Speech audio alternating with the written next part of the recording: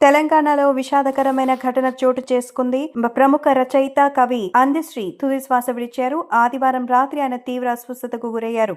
ఇంట్లోనే ఒక్కసారిగా కుప్పకూలిపోయారు. కుటుంబ సభ్యులు ఆయనని ఉదయం హాస్పిటల్కి తరలించారు. సోమవారం ఉదయం 7:25 అందశ్రీ చనిపోయినట్టు వైద్యులు వెల్లడించారు.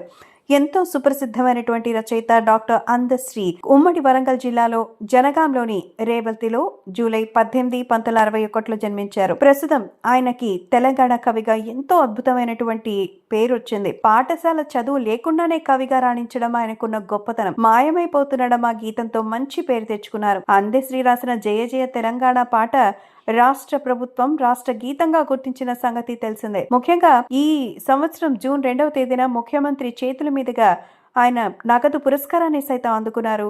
అలాగే కాకతీయ యూనివర్సిటీ నుంచి గౌరవ డాక్టరేట్ పొందారు. తెలంగాణ ప్రకృతి వంటి అంశాలపై అందశ్రీ గేయ రచన చేశారు. ఆసు కవిత్వంలో ఆయన చాలా దిట్ట.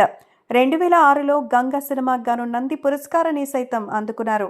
ఆయన మృతి పట్ల పలువురు విచారం వ్యక్తం చేస్తున్నారు. వైఎస్ఆర్సీపీ అధ్యక్షుడు మన జగన్మోహన్ రెడ్డి గారు కూడా అందశ్రీ గారి మృతి పట్ల విచారం వ్యక్తం చేస్తూ ఆయనకు సంతాపాన్ని తెలియజేసి కుటుంబ సభ్యులకు ప్రగాఢ సానుభూతిని అందించారు.